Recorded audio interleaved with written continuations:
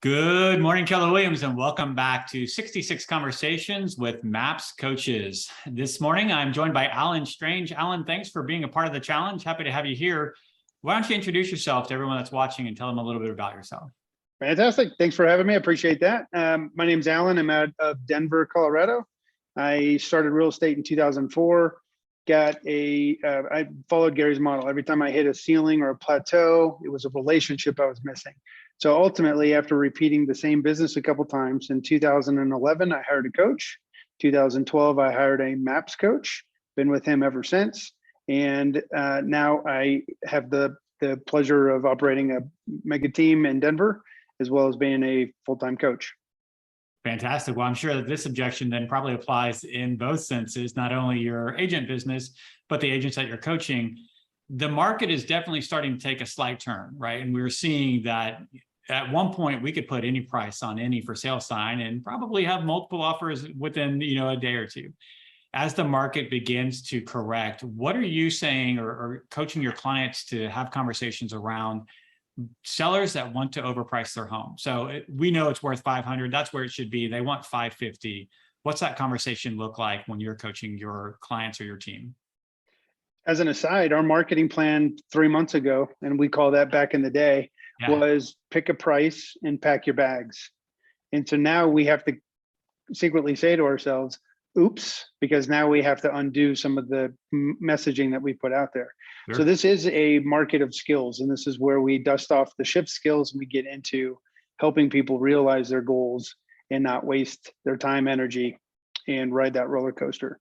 So I'll go through the script, and then I'll just, as an aside, tell you what I'm thinking as I do that, just to elaborate on the thought process. Instead of just giving you words to say, I'll pull back the curtains a little bit and let people know what I'm thinking. Sure. Okay. All right. So, Mr. and Mrs. Seller, first off, thanks for having me. I understand that the price for you is $550,000. And so first thing I'll do is acknowledge and affirm. I understand that. 550 sounds like a great price. Just tell me a little bit more about that. What's important to you about 550,000? So what would your answer be? Are we real play? Yeah, we can do that. So ultimately, I would like to, I want to make money on this investment. I don't get very oftentimes chances to sell the house. It's been in the family for 10 years. And I just want to make sure that we get the absolute most out of it, because we need to use the majority of it for our next house. Absolutely. And I'm glad we're on the same page, because my goal is your goal.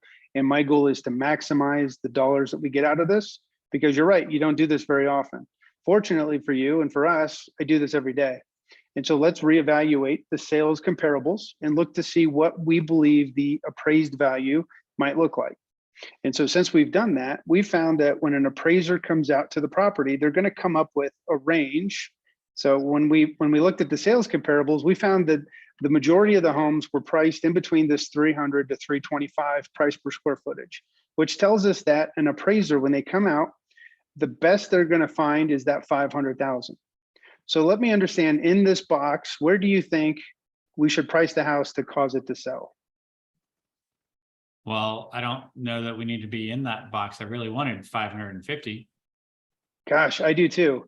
And so let's go back to the sales comparables and see if there's any way that we could help convince an appraiser that the value is more than the sales that have happened. And so after we do that, I think we'll decide that outside of the box is the price that the seller is hoping to achieve.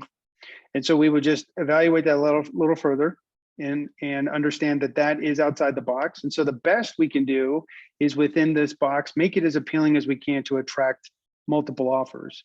And so let's evaluate, if you were a buyer and you were shopping in the area and you had these actives, so we'll go to the actives now, and we'll ask them, if you were a buyer and you were shopping in the area, which of these homes would you choose? And most of the 9 times out of the 10, they go through it and they look at value. So they'll look at the size of the house, the amenities, the location, the price, the size, all of those things that indicate value. And they'll come up with a number that's not the 525 that would support their number. Then we would say, fantastic, that's what's happening now. Now let's look at the crystal ball and see where the market's heading.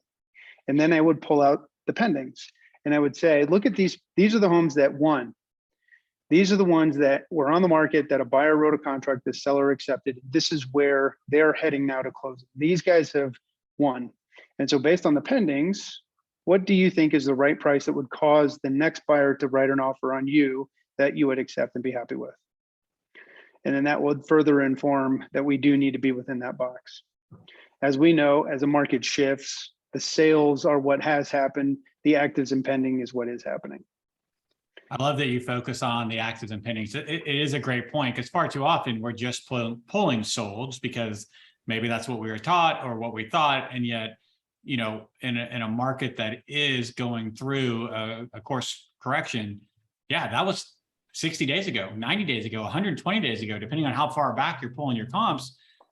Sure, I could have, would have, could have, should have, but you're not talking to me 6 months ago. You're talking to me today. And more importantly, you're not even really talking to me today. You're talking to me 30 days from now.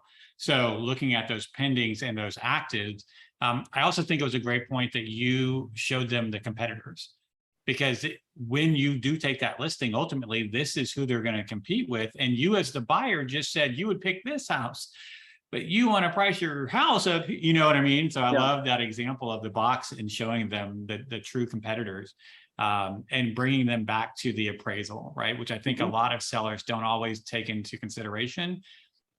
I'd give you $1 million for this house, but the appraiser's not going to give you more than 525. And then we're in the thick of it, right? Having the conversations around, do you really want to be on the market under contract for 30 days and then have appraisal kind of ruin everyone's dreams? You know what I mean? So a great point. Any closing thoughts or kind of final examples you would use in that I want to overprice my house conversation? Yep. So we always have two conversations about value. The appraised value is what has happened. We need to know that to start. And then we go right into market value. And so we don't spend a lot of time on appraised value. That's just what the appraiser is going to find. And we're going to look at 90 days or sooner, because they're not putting a lot of emphasis on beyond 90 days. Then we want to look at the actives and the pendings. And as a bonus, the script I like is there are only two types of homes on the market at any given time. There are those that we make look like a tremendous deal, meaning we help them sell. Or conversely, there are those that are going to make us look like a good deal. And wouldn't it be great when we are the best value and therefore we get the offers that you want to choose? That's a great point. Is your listing going to help sell others, or is your listing going to help sell your own? Certainly don't want to make others look more attractive. Alan, some great nuggets, some great examples. Thank you so much for being a part of today's challenge. Agents, hope you were paying attention, because certainly a conversation that's going to be had more and more as sellers continue to see the market of yesteryear, or as like we call it, the good old days of 3 months ago, right? Exactly. Stay tuned tomorrow for a new MAPS coach and a new conversation. And once again, Alan, appreciate your time. Guys, we'll look forward to seeing you again real soon. Thank you.